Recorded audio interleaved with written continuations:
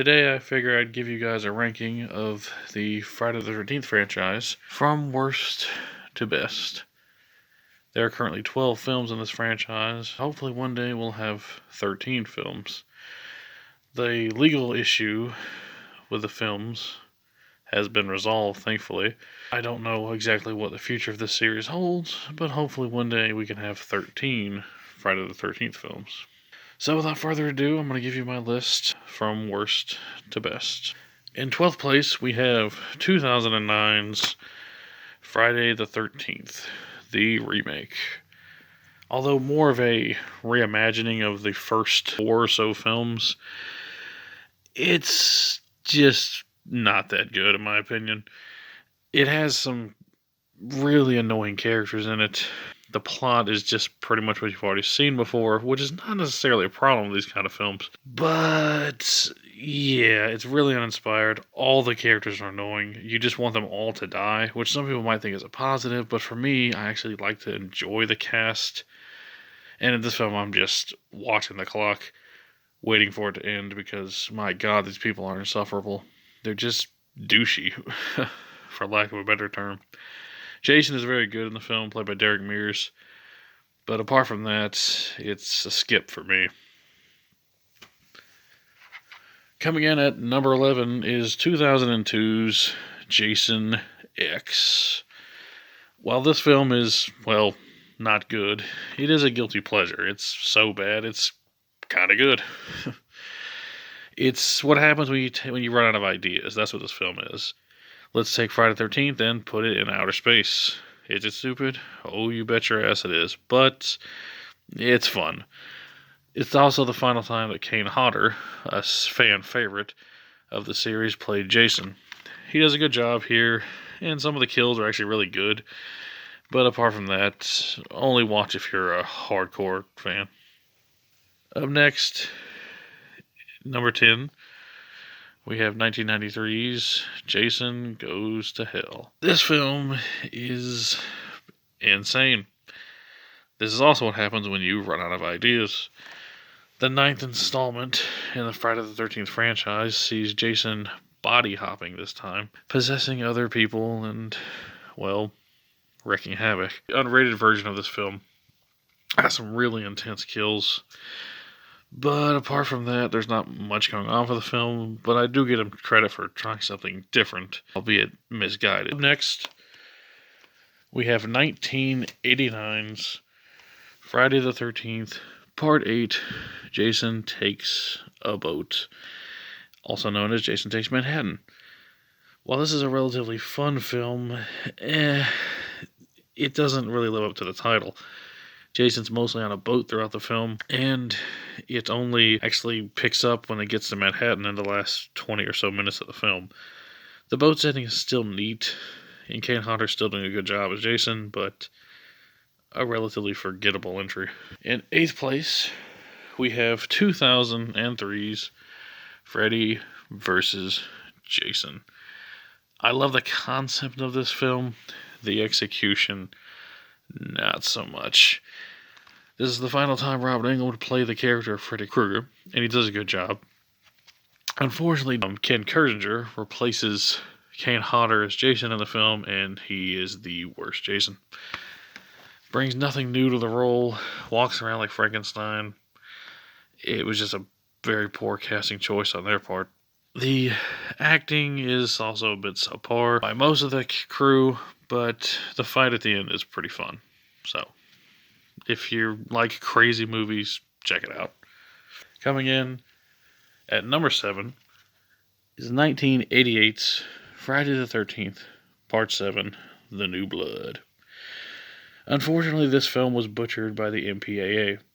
While it does have some good performances by some of the characters, it's also a bit bland thanks to the reduced violence. It actually has a pretty interesting plot about a psychic girl who fights Jason, kind of like Carrie. And it's also the first time we see Kane Hodder in the role. Apart from that, though, it's just nothing really special. But it is kind of fun. And if you're going through the whole series, I wouldn't say skip it. Coming in at number 6, 82's Friday the 13th, Part 3 in 3D. A pretty fun slasher film, and the first time we see Jason wearing the hockey mask. This film features some good kills, good atmosphere, a good score. Overall, it's a fun film. Just not one of my favorites of the franchise, though. Coming in at 5th place is Friday the 13th, Part 5, A New Beginning. Released in 1985, the film is the first one since the first film to not feature Jason as the killer. A lot of fans didn't like this, but for me personally, it's fun, it's crazy, it's over the top, and it's got some really nice, we'll say TNA action. All in all, a fun film, a little bit over the top, but, that's what I want to see in this series, honestly. Coming in at number 4 is Friday the 13th, Part 2. Released in 1981, Part 2 features Jason as the killer for the first time. It has some really good gore effects, a really good performance by Amy Steele as the lead actress, the final girl, if you will. And ultimately, it's just a fun entry. It's kind of weird to see Jason without the traditional hockey mask in the film, but other than that, it's pretty solid, if I'm being honest. Going in at number 3 is Friday the 13th, the original. Released in 1980, this film kind of revolutionized the slasher genre in many ways. It featured great gore effects by Tom Savini, really good direction by Sean S. Cunningham, a good performance by Betsy Palmer, as well as Adrienne King and Kevin Bacon. And ultimately, it's just a fun slasher. It kicked off the genre, and a lot of people, it's not their favorite, but for me, I like the slower pace, the brutal kills, the soundtrack too. A bona fide classic for a reason. Coming in at number 2 is Friday the 13th, Part 6, Jason Lives. Released in 1986, this film is insane. It's extremely fun.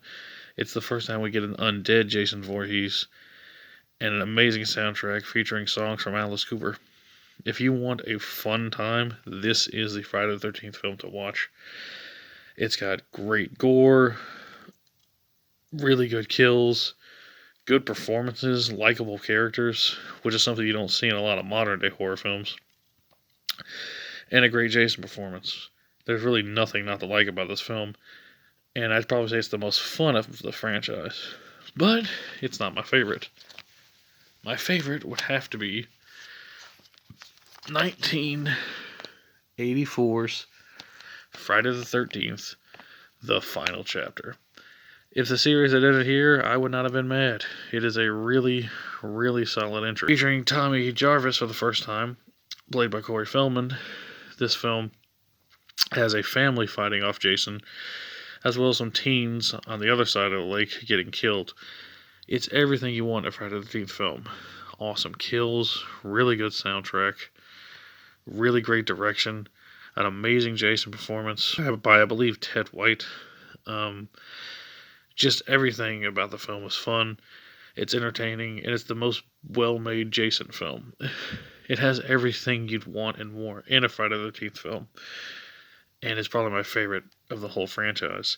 It's well made, well acted, the characters are fun, especially Teddy. The kills are great, the TNA action's good. Just a solid film from beginning to end.